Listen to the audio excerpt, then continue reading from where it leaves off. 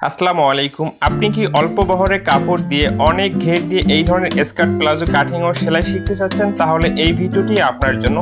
খুব সহজ নিয়মে শেখাবো। ভিডিওটি একবার দেখলে আপনি শিখে নিতে পারবেন।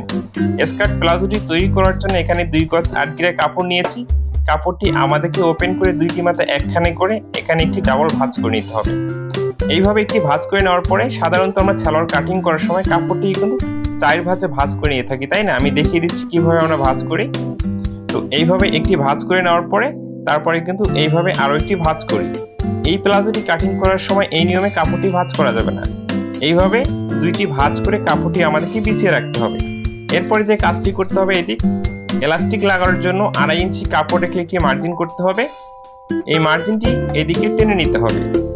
এতটুকু অংশ টেনে নেওয়ার পরে এখন কোমরের মাপটি নিতে হবে। যার জন্য এই প্লাজোটি আপনি তৈরি করতেছেন তার কোমরের মাপের সাথে 6 ইঞ্চি বা 8 ইঞ্চি যোগ করে যত ইঞ্চি আসবে তার 4 ভাগের 1 ভাগ নিতে হবে।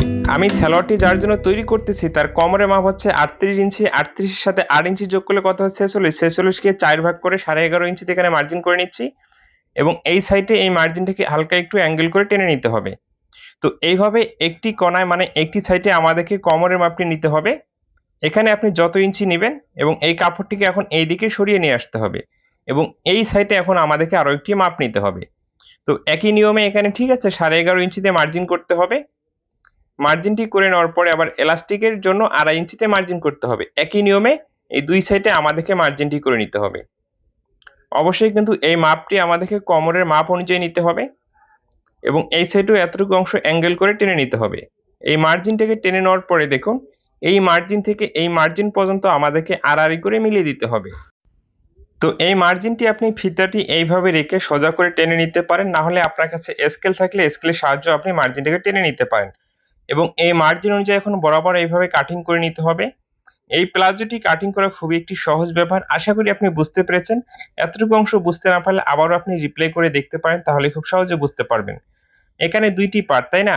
এই সরানো অংশ দুটি আমাদেরকে নিচের দিকে রাখতে হবে এবং চাপানো অংশ দুটি আমাদেরকে কোমরের দিকে রাখতে হবে। তো এইভাবে দুইটি পার্ট মিল করে রাখতে হবে। রেখে এখন আমাদের লম্বার মাপ নিতে হবে। এই মার্জিনে ফিতা রাখতে হবে। তো এখানে 38 ইঞ্চি লম্বা তৈরি করব।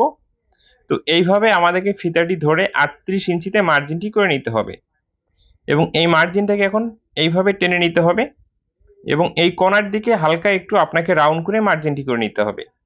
এইভাবে মার্জিনটি টেনে নেওয়ার পরে সেলাই মার্জিনের জন্য 1 থেকে 1.5 ইঞ্চি পরিমাণ এক্সট্রা কাপড় রেখে আরো একটি মার্জিন টেনে নিতে হবে। এইভাবে মার্জিনটি টেনে নেওয়া কমপ্লিট হয়ে গেলে এখানে হাইয়ের জন্য এখন রাউন্ড শেপটি করতে হবে। এই সাইডে কিন্তু আমাদেরকে হাইয়ের জন্য মার্জিনটি করতে হবে। তো এখানে হাইয়ের যে মার্জিনটি এখানে আমি 14.5 ইঞ্চিতে নিব। এইভাবে ফিতাটি রাখবো। এটিকে 14.5 ইঞ্চিতে এখানে হাইয়ের জন্য মার্জিনটি করে নিচ্ছি এবং এই দিক থেকে 2 ইঞ্চি আমি ডাউন করে নিচ্ছি। কত ইঞ্চি? 2 ইঞ্চি। এবং এই মার্জিনটাকে দেখুন উপরের দিকে একেবারে সোজা করে এভাবে মিলিয়ে দিতে হবে। এইভাবে মার্জিনটি টেনে নেওয়া কমপ্লিট হয়ে গেলে হাইয়ের জন্য রাউন্ড শেপটি করে নিতে হবে। রাউন্ড শেপটি করা হয়ে গেলে আমাদের এখন কাটিংটি করে নিতে হবে। একেবারে মাথার দিকে আটকানো অংশটি কাটিং করে নিতে হবে। এরপরে হাইটি যে মার্জিন করেছি এই মার্জিন অনুযায়ী সুন্দর করে কাটিংটি করে নিতে হবে। এইভাবে হাইটি কাটিং করা হয়ে গেলে নিচের অংশটি আমাদেরকে কাটিং করে নিতে হবে। এইভাবেই কিন্তু একটি স্কার্ট প্লাজো আপনি সহজ নিয়মে কাটিংটি করে নিতে পারবেন। এখন আমাদেরকে সেলাইটি করে নিতে হবে। তো কোন পার্টটি কিভাবে আমাদেরকে জয়েন্ট দিতে হবে আমি খুব সহজ করে বুঝিয়ে দিচ্ছি। তো দুইটি পায়ের জন্য এই ধরনের আপনি 4টি পার্ট দেখতে পারবেন। তো এই পার্টটিকে এইভাবে রাখতে হবে।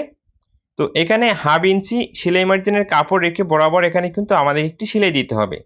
তো দুইটি পার্ট এইভাবে রাখতে হবে। রেখে এই পার্টটিতে এই খাড়া অংশ মানে যেদিকে হাই কাটিং করে নিয়ে নিই এই দিকে আমাদেরকে 1/2 ইঞ্চি মার্জিন রেখে সেলাই করতে হবে। আমি দেখিয়ে দিচ্ছি। এইভাবে মার্জিন করতে হবে এবং এইভাবে বরাবর এই সেলাইটি দিয়ে দিতে হবে। তো এই সেলাইটি আমি দিয়ে নিয়েছি। এখন আমরা হাইটি জয়েন দেব। এর আগে কিন্তু এখন আমাদেরকে এই জন্য পার্টগুলো ওপেন করে নিতে হবে। এইভাবে দুইটি পার্ট ওপেন করে রাখতে হবে। তো ওপেন করার পরে কিন্তু এই পার্টগুলো এরকমটা দেখা যাবে। এই সেলাইটির উপরে অবশ্যই আপনি আঙ্গুল দিয়ে চাপ দিবেন। আঙ্গুল দিয়ে চাপ দিলে অনেক সুন্দর ফিনিশিং আসবে। এরপরে এই পার্টটির উপরে আরো একটি পার্ট রাখতে হবে। তো এই পার্টটিও কিন্তু আমাদেরকে ওপেন করে নিতে হবে।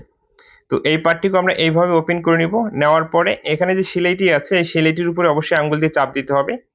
দুইটি পার্টের ভালো দিক মুখোমুখি রাখতে হবে। রেখে এখানে হাইটি এইভাবে সেলাইটি দিয়ে আমাদেরকে জয়েন্টটি দিয়ে নিতে হবে। তো এখানে আমি হাইটি জয়েন্টটি দিয়ে নিয়েছি। তো আশা করি এই সেলাইগুলো আপনি দিয়ে নিতে পারবেন। এরপরে দুইটি পায়ের পার্ট, তাই না? দুইটি পায়ের পার্ট এখন কিন্তু আমাদেরকে দুই দিকে ওপেন করে নিতে হবে। নেওয়ার পরে এখন সাইটের যে সেলাইটি আমাদেরকে দিতে হবে, তো আবারও দেখিয়ে দিচ্ছি, এখানে সেলাইটি দিয়ে কিন্তু আমি হাইটি জয়েন দিয়ে নিয়েছি। এইভাবে মিল করে রেখে আমাদেরকে হাইটি জয়েন দিতে হবে। এই প্লাজোটাকে এখন এইভাবে ঘুরিয়ে নিতে হবে। ঘুরিয়ে নেওয়ার পরে দুইটি পার্ট দেখুন এইভাবে আমাদেরকে দুই দিকে নিতে হবে এবং পায়ের মুখের নিচ থেকে এখন আমাদেরকে সেলাইটি দিয়ে দিতে হবে। তো এইভাবে মিল করে রেখে বরাবর এখানে কিন্তু আমাদেরকে সেলাইটি দিতে হবে। আমি দেখিয়ে দিচ্ছি।